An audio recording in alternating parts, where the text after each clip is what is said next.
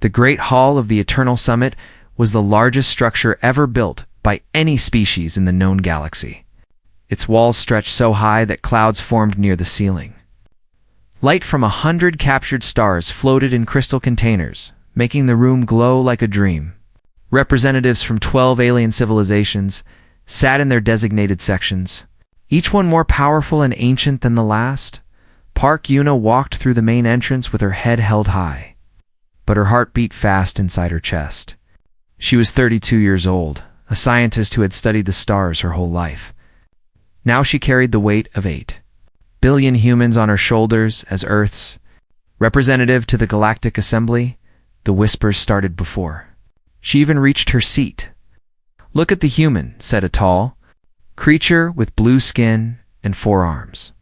His voice was loud enough for everyone to hear. "They send their children to speak for them now." Laughter rippled through the hall.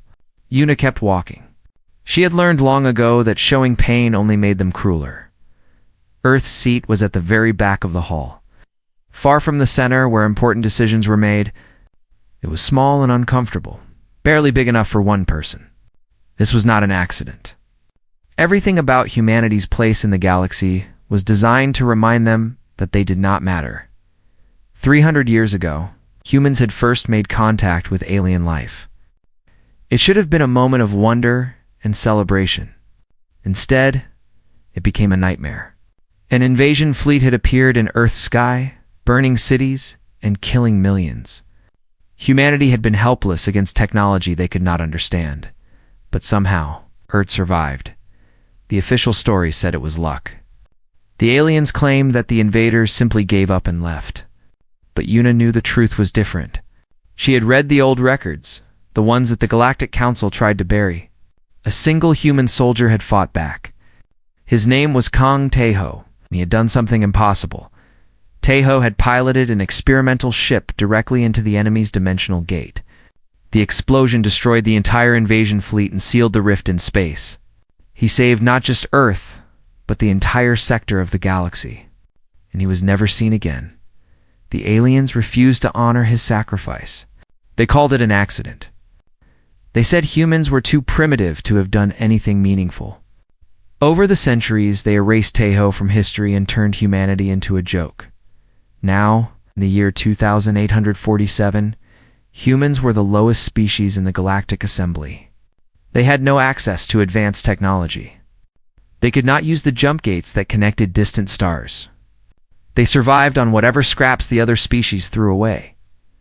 Yuna sat in her small chair and watched the proceedings begin. The High Arbiter, an ancient being named Velos, stood at the center of the hall. His body was made of living crystal, and light bent strangely around him. He had ruled the council for over 1,000 years. "We gather today to discuss the distribution of mining rights in the Outer Rim," Velos announced. His voice echoed through the hall like thunder. "All species may present their claims." One by one, the alien representatives spoke. They argued and bargained and made deals worth more money than Earth's entire economy. Yuna listened carefully, waiting for her chance to speak. Humanity had discovered a small asteroid field near their system. It was not much, but it could provide resources that her people desperately needed. Finally, after hours of waiting, Velos turned his crystal eyes toward her. "Does the human representative wish to speak?" Yuna stood up. Every eye in the hall turned to look at her. She could feel their contempt like heat from a fire. "Yes, High Arbiter," she said. Her voice was steady, even though her hands were shaking. "Earth requests mining rights to the asteroid field designated as Sector 7G. It lies within our traditional space and poses no conflict with any other claim." Silence filled the hall. Then the blue-skinned ambassador laughed again. "The humans want to play miner now," he said. "How precious. Perhaps we should give them toy ships as well." More laughter followed. Yuna felt her face grow hot with anger, but she did not respond. She had learned that fighting back only made things worse. Velos raised one crystalline hand, and the laughter stopped. "The Council will consider Earth's request," he said. But his tone made it clear that the answer would be no. It was always no. Yuna sat back down and stared at the floor. She wondered why she even tried anymore. Humanity had been beaten down for so long that most people had accepted their place at the bottom. They had forgotten what it felt like to have pride, but Yuna could not forget. She had spent her life studying the old records, searching for the truth about Earth's past. She knew that humans had once been brave. She knew that Kong Taeho had been real, and she refused to believe that his sacrifice meant nothing. After the assembly ended, Yuna returned to her small office in the station's lower levels. It was cramped and poorly lit, but it had one advantage: privacy. The other species did not bother to spy on humans because they did not believe humans could do anything important. She sat at her desk and opened her research files. For months, she had been analyzing old star charts, searching for patterns that others had missed. Most of it was boring work, but tonight something caught her eye. There was an anomaly in the data.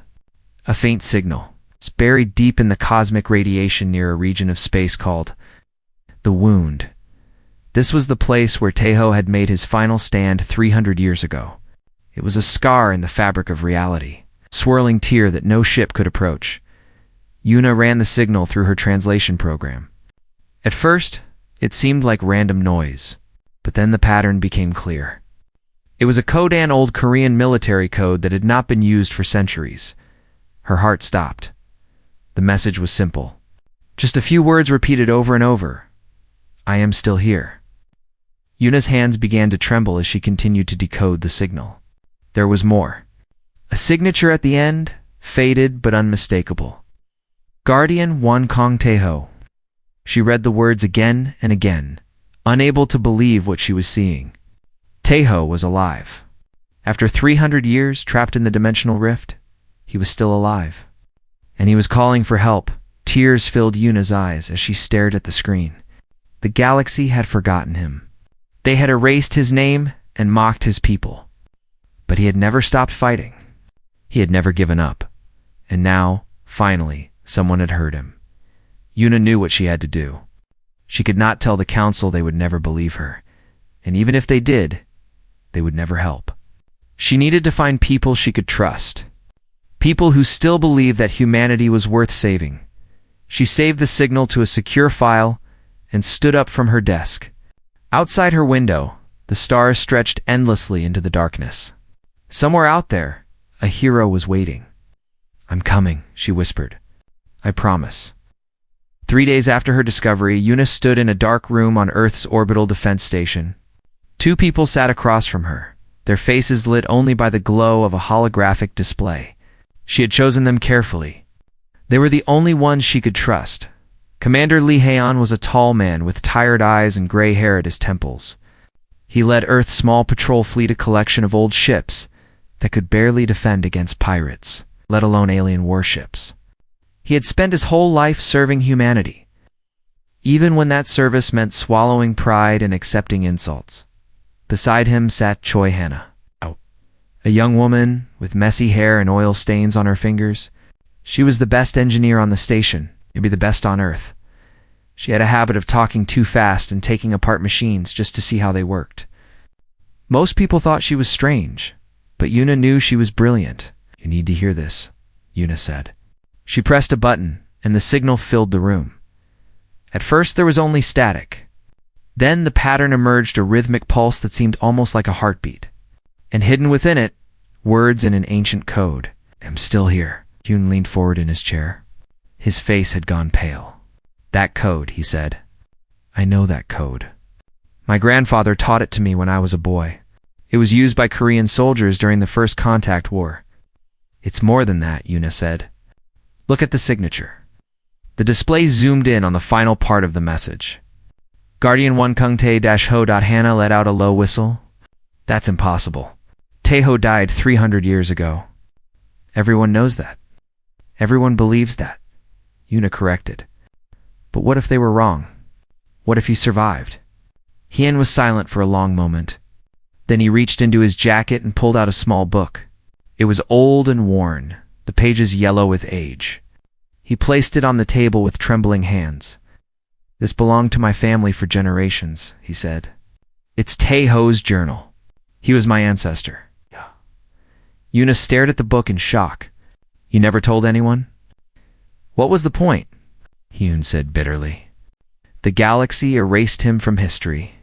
If I tried to claim connection to him, they would have laughed at me. Or worse, he opened the journal to a page near the end. The handwriting was small and careful, written in old Korean script. Wrote about his plan before the final battle, Hyun explained. He knew that flying into the dimensional gate would be dangerous, but he believed that the space inside was not death. He called it frozen time, a place where seconds stretched into centuries. He thought that if someone survived the crossing, they might be trapped there forever, conscious but unable to escape. The room fell silent. The weight of those words pressed down on all of them. 300 years. Taeho had been aware for 300 years, alone in the void, waiting for someone to find him. Hannah grabbed the signal data and began running calculations on her tablet. Her fingers moved faster than Yuna could follow. After several minutes, she looked up with wide eyes. The signal is coming from inside the wound, she said. That's supposed to be impossible. Nothing can survive in there. Nothing can even get close. But he did survive, Yuna said. And now he's calling for help. We have to bring him home. Haeon shook his head slowly. You don't understand what you're asking. The wound is forbidden territory. The Galactic Council built warning beacons around it centuries ago. Any ship that approaches will be stopped by force. Then we don't ask permission, Yuna said. Both Hyun and Hannah stared at her. If we go to the wound without authorization, the Council will call it an act of rebellion, Hyun said. They could use it as an excuse to attack Earth. We could start a war we cannot win. Yuna met his eyes. And if we do nothing, we leave a hero to rot in the void forever? We keep bowing to species that treat us like insects. She stood up and walked to the window. Outside, Earth hung in the darkness of space, small blue marbles surrounded by stars that belonged to others. I'm tired of being afraid, she said. I'm tired of being mocked. Taeho gave everything to save us, and we abandoned him. If we can't even try to save one man, then maybe we don't deserve to call ourselves human. The room was quiet. Then Han stood up and walked to stand beside her. My whole life I've wondered what he was like, he said softly. The man who saved us all. I grew up hearing stories about him, reading his words. He was the reason I became a soldier. He turned to face Yuna. You're right. We have to try. Hannah jumped to her feet, nearly knocking over her chair. Well, I was getting bored anyway. When do we leave? Yuna smiled for the first time in days. We need a ship and a crew, people we can trust to keep quiet. My ship, Hyun said. The Silent Dawn. She's old, but she's fast and she's loyal. I have a crew of 12 who would follow me anywhere. I can modify the sensors to track the signal, Hannah added. Maybe even find a way to pull him out. I'll need time to build the equipment, but I can do it. They spent the next week preparing in secret. Hyun gathered his crew and told them only that they were going on a classified mission. He chose men and women who had suffered under alien contempt, who still believed that humanity deserved better. They asked no questions. Hannah worked around the clock, building devices that had never existed before. She created a tether system using gravity anchors, a way to reach into the dimensional rift and pull something back. The math said it had a 12% chance of working. She called those good odds. Yuna handled the politics. She filed fake reports, created false mission logs, and made sure that no one in the Galactic Council suspected anything. It was exhausting work, but she had spent years learning how to survive in a world that wanted her to fail. On the night of their departure, the crew of the Silent Dawn gathered in the hangar bay. The ship was old and scarred, but her engines hummed with power. Hyun stood at the boarding ramp and looked at his people. What we're about to do might cost us everything, he said. If we fail, we might never come home. But if we succeed, we might change the course of human history. No one backed away. No one asked to leave. Yuna boarded the ship last. She paused at the ramp and looked back at Earth, glowing softly in the distance. Her home, her people. She was risking everything for a man she had never met. Based on a signal that might be nothing more than a ghost, but she knew in her heart that it was real. Taeho was alive, and humanity was going to save him. The silent dawn lifted off and turned toward the stars. The journey to the wound would take 2 weeks through dangerous space.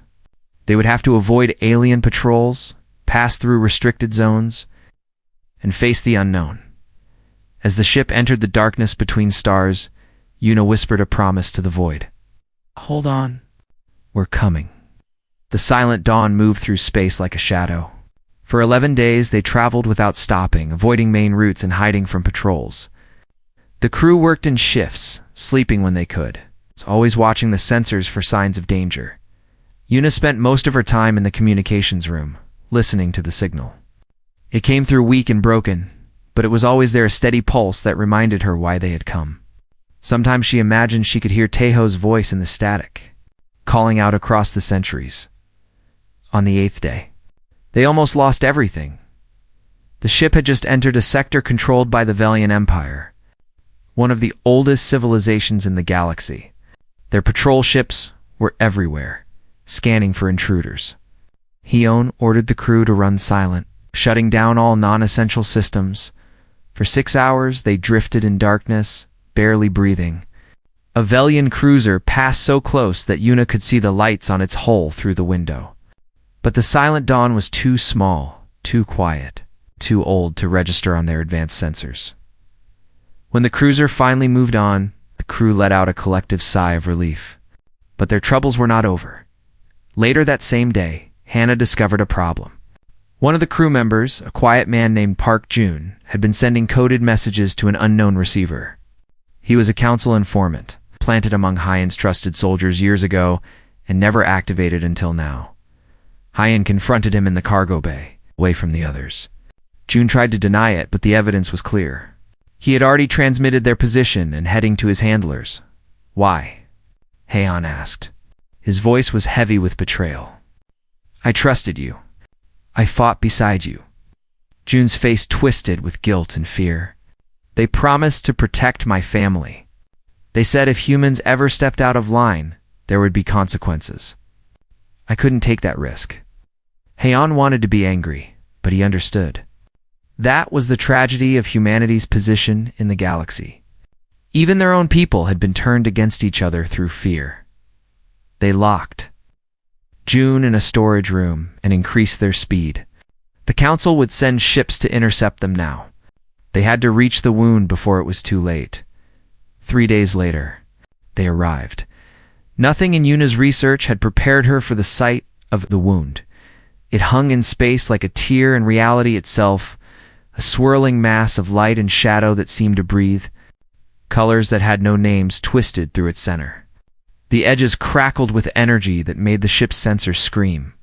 Warning beacons surrounded it, each one broadcasting the same message in 100 languages. Danger, do not approach. Certain death. The crew stood at the windows in silence, their faces pale with fear and wonder. Even Hannah, who was never quiet, had nothing to say. Han turned to Yuna. "Are you sure about this?" She nodded, though her heart was racing. "The signal is coming from inside. He's in there." Hannah moved to her station and began adjusting the sensors. Her fingers flew over the controls, filtering through the interference. After several tense minutes, she let out a cry of triumph. I've got him! There's a ship in there about 2,000 kilometers inside the rift. It's barely holding together, but it's still in one piece. She pressed a button, and a new sound filled the Bridgia voice, broken and faint. Speaking in Korean, this is Guardian 1. "I know someone is out there. I can feel you, please. I've been waiting so long." Tears streamed down Yuna's face. 300 years alone in that nightmare, and Taeho was still fighting. "Still hoping? We're here," she said, even though she knew he couldn't hear her. "We're going to bring you home." The problem was simple to understand and impossible to solve. The wound's gravity was unstable, constantly shifting in ways that defied physics. Any ship that entered would be torn apart within seconds. They needed to reach Taeho without crossing the boundary. Hannah had built her tether system for exactly this purpose. It used gravity anchors devices that could lock onto a specific mass signature and create a stable corridor through chaotic space. In theory, they could fire the anchor into the wound, attach it to Taeho's ship, and pull him out. In practice, no one had ever tried anything like it. The math works, Hannah said, though her voice was uncertain. Probably. There are a lot of variables I couldn't account for. If the anchor destabilizes, it could collapse the corridor and crush anything inside. What are our chances? Hune asked. 12%. The bridge fell silent. 12%. That meant an 88% chance of killing Taeho instead of saving him. Hune looked at his crew. These men and women had followed him across the galaxy, risking everything for a mission they barely understood. They deserved a choice. We can turn back, he said. No one would blame us. We tried our best. No one moved. No one spoke. Then a young pilot named Kim Swa stepped forward. She was barely 20 years old, the youngest member of the crew. My grandfather used to tell me stories about Taeho, she said. He told me that when Earth was burning, one man stood up and said that he would rather die fighting than live kneeling. If Taeho is still in there, still waiting after all this time, then we owe him more than our best. We owe him everything. One by one, the other crew members nodded. They had all grown up in a galaxy that told them they were worthless. They had all spent their lives being mocked and dismissed. But in this moment, standing at the edge of the impossible, they chose to be human. Hannah loaded the gravity anchor into the launch tube. Her hands were shaking, but her eyes were clear. She had built this machine with her own hands, tested every component 100 times. It would work. It had to work. Firing in 3, 2, 1. The anchor shot from the silent dawn like a streak of light. It pierced the boundary of the wound and disappeared into the chaos. For 3 heartbeats, nothing happened. Then the sensors exploded with data. The corridor was forming a thin tube of stable space, cutting through the madness. It was working, but something was wrong. The wound was reacting, fighting back against the intrusion. Energy surged along the corridor, threatening to collapse it at any moment. I need more power. Hannah screamed. The anchor can't hold. Hune made a decision without thinking. He ran to the engineering station and began redirecting energy from the ship's shields, weapons, and life support. Everything they had poured into maintaining the corridor. The lights on the bridge flickered and died. Emergency systems kicked in, bathing everything in red. The temperature began to drop as heating systems failed. But the corridor held, and then, from the depths of the wound, something began to emerge. A ship enchant and battered, its hulls scorched black by centuries of dimensional fire. It moved slowly, painfully, like a man crawling out of his own grave. But it was moving. Yuna pressed her face against the window, watching the impossible happen. The Black Horizon, Taeho's legendary vessel, was coming home. The rift screamed behind it, trying to pull it back. The corridor flickered and sparked. At any moment, everything could collapse. Come on, Yuna whispered. Come on, come on, come on. With a final surge of energy, the Black Horizon broke free. It tumbled out of the wound and drifted into normal space, trailing smoke and debris. The corridor collapsed behind it, sealing the rift once more. On the bridge of the Silent Dawn, the crew erupted in cheers. They were crying and laughing and holding each other, overwhelmed by what they had just witnessed. Hyun stood at the window, staring at the ancient ship floating before them. His ancestor. His blood. After 300 years, Kong Taeho had finally escaped the void. Prepare a boarding team, he said, his voice barely steady. We're bringing him aboard. The Black Horizon was a tomb of frozen metal and dying light. Its corridors were dark and twisted, warped by centuries of exposure to dimensional forces that were never meant to touch anything real. The boarding team moved slowly through the wreckage, their flashlights cutting weak paths through the darkness. Hyun led the way, his heart pounding so hard he could feel it in his teeth. Behind him came Yuna, Hannah, and 2 crew members carrying medical equipment. They did not know what they would find. After 300 years in the void, Taeho might be dead. He might be mad. He might be something worse than either. They found him on the bridge. He was sitting in the captain's chair, his hands still resting on the controls. His body was covered in frost, but beneath the ice, Yuna could see that he was whole. He looked young, far younger than she had expected. The dimensional space had preserved him perfectly, trapping him in the moment of his sacrifice. But his eyes were open. They moved slowly, turning toward the light as the boarding team approached. There was awareness in those eyes, painful, heavy awareness. He had not been sleeping.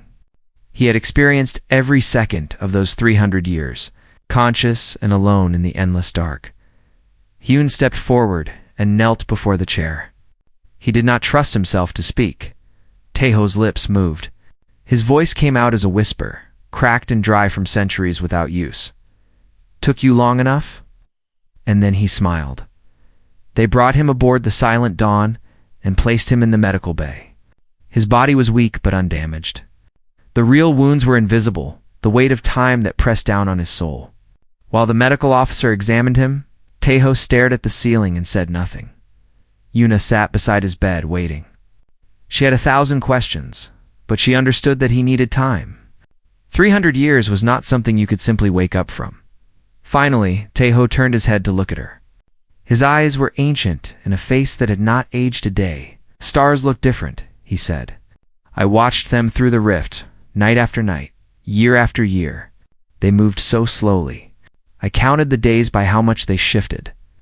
"How did you survive?" Yuna asked softly. "In there, all alone?" Taeho was quiet for a moment. Then he said, "I didn't survive. I died 1,000 times. Every year felt like dying. But every morning I told myself the same thing. Someone will come. Humanity does not abandon its own. And every night, when no one came, I told myself, tomorrow. Tomorrow, they will find me." Tears rolled down Yuna's cheeks. Tomorrow. He had said that word 100,000 times, believing it each time, refusing to surrender to despair. "We came," she said. "We finally came. I know." Taeho reached out and touched her hand. His skin was cold, but his grip was strong. "Thank you." The next few days were difficult. Taeho learned about the world he had saved and the centuries that had passed without him. He learned that Korea no longer existed as a separate nation, that Earth had unified under a single government decades ago. He learned that his family was gone, his friends were gone. Everyone he had ever known was dust and memory, but he also learned that his bloodline had survived. When Haeon finally gathered the courage to speak with him, he brought his family's journal, the same journal that Taeho had written 3 centuries before. Taeho held the book in trembling hands. The pages were yellow and fragile, but the words were still clear. His words. Written by a young man who thought he was going to die. "You're my descendant," Taeho said. It was not a question, Haeon nodded. "My family kept your memory alive for generations. We never stopped believing that you would come back." For the first time since his rescue, Taeho wept.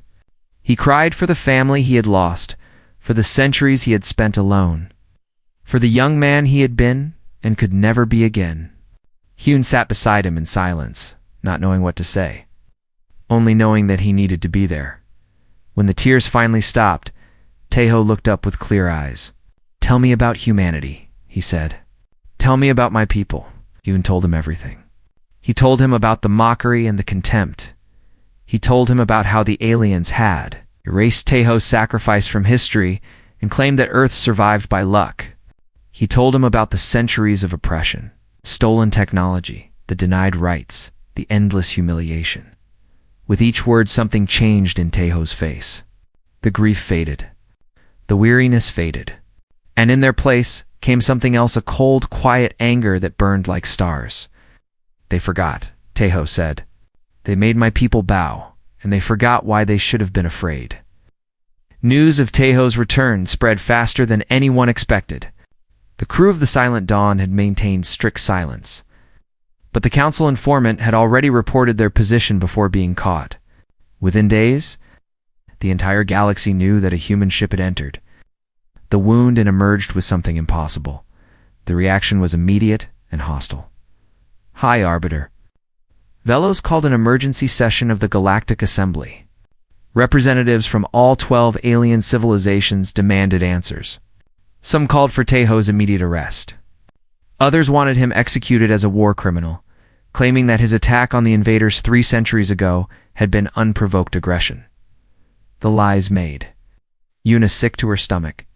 She remembered the old records, the images of burning cities and dying millions. The invaders had come to exterminate humanity. Tejo had saved everyone, not just Earth, but the entire sector that would have been next. But the truth did not matter to the Council. They were afraid, and afraid people did terrible things. A message arrived from Earth's government, carried by tight beam transmission to avoid interception. The politicians were terrified. They ordered Heian to surrender Tejo to the Council immediately and beg for forgiveness. Heian read the message aloud on the bridge, his voice flat with disgust. When he finished, he looked at his crew. What do you think? The answer was unanimous. They would not surrender. They would not bow. Not anymore. Tejo had been listening from the doorway. He stepped onto the bridge, moving slowly, but with purpose. 300 years in the void had left him physically weak, but there was nothing weak in his eyes. I didn't survive that hell to watch my people kneel, he said. The galaxy wants to remember why they feared us. I'll remind them. Una stepped forward. What are you planning to do? Tejo looked out the window at the stars, the same stars he had watched for 3 centuries, waiting for rescue that almost never came. I'm going to show them what humanity really is, he said. Not the broken species they've spent centuries creating. The real thing. The species that walks into the fire and comes out stronger. The species that never gives up. He turned to face the crew of the Silent Dawn. These men and women had risked everything to save him. They deserved more than survival. They deserved pride. The Council wants a war, Tejo said. Let's give them something they didn't expect instead. Let's give them a choice. No one asked what he meant. They trusted him. After everything they had seen, after everything they had done together, they would follow him anywhere. The Silent Dawn turned toward Earth. Behind them, the wound pulsed once in the darkness scar in the universe that would never fully heal. But humanity was about to prove that some wounds made you stronger. The message spread across. Human space, like fire through dry grass.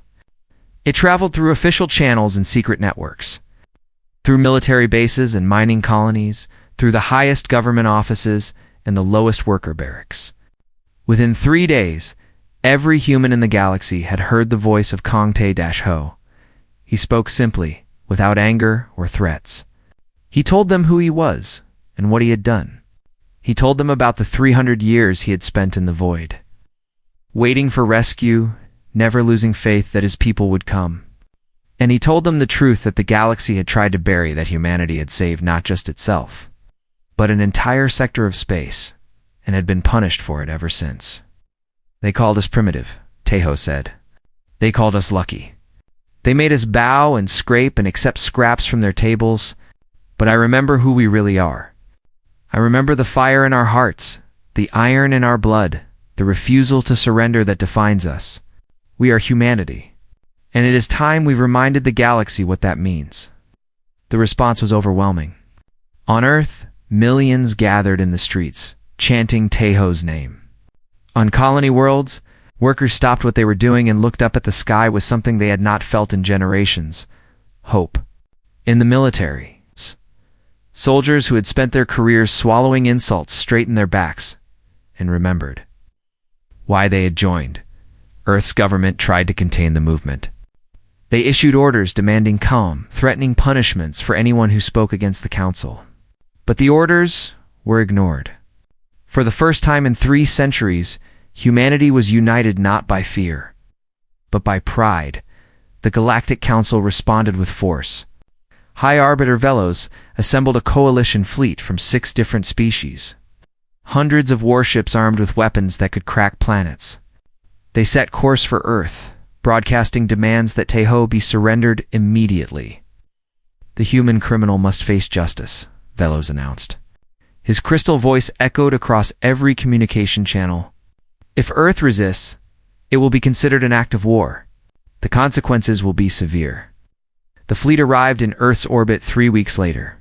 They formed a wall of metal and light around the blue planet, their weapons charged and ready.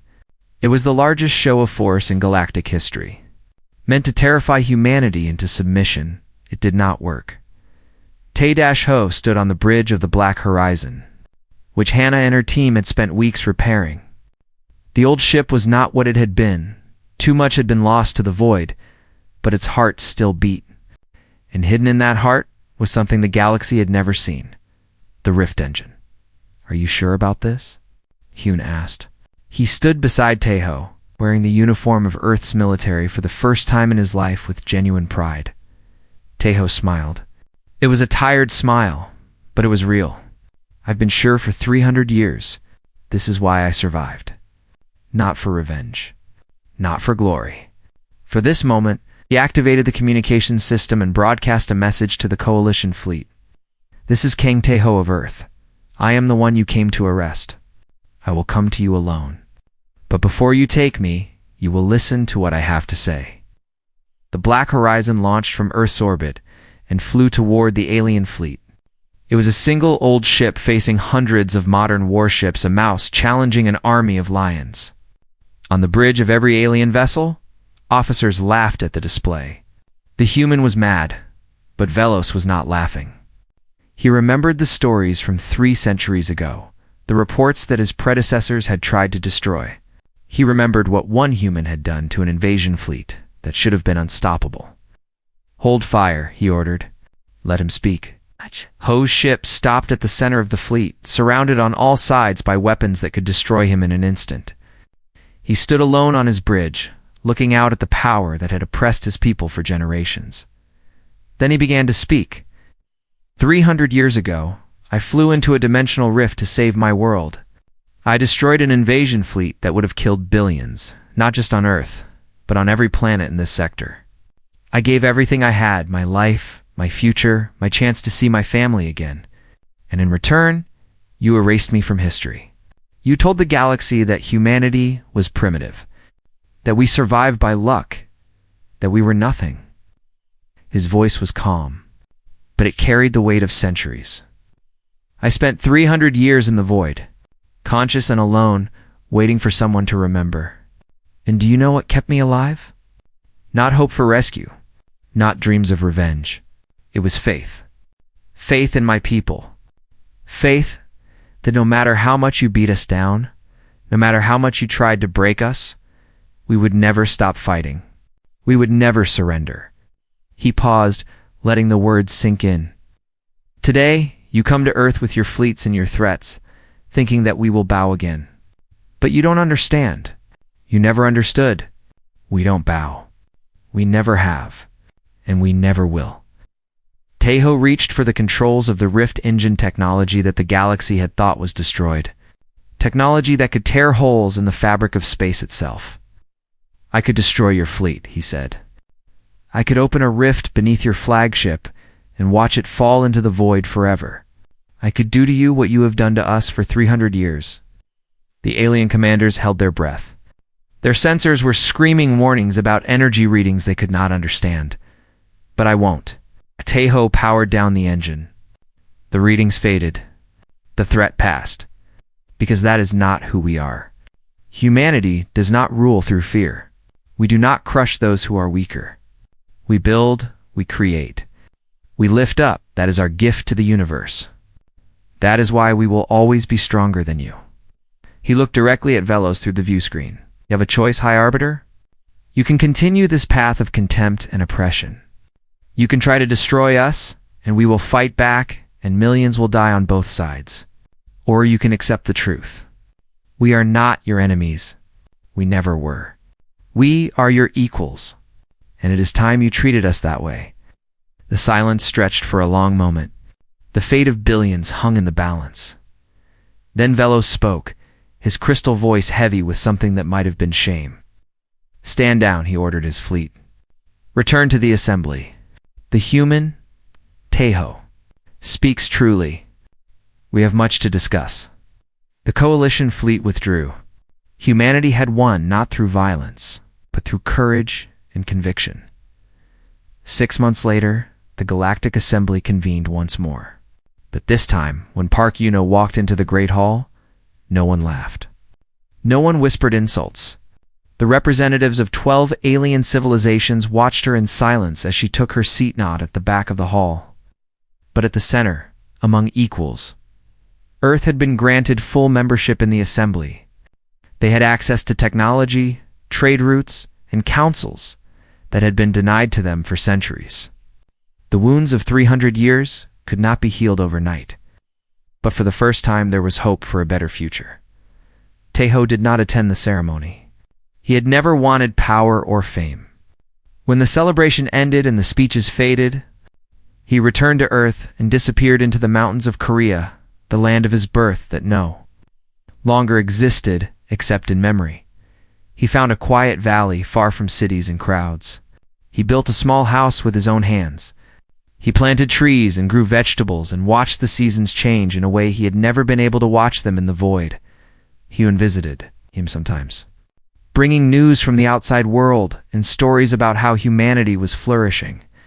They would sit together in silence, drinking tea and looking at the sky. They did not need to speak. They understood each other.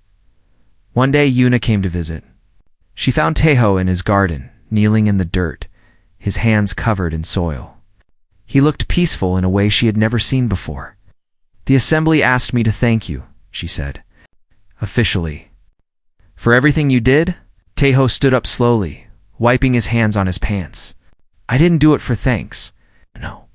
But you deserve it anyway." She looked around at the valley, at the simple life he had built. "Are you happy here?"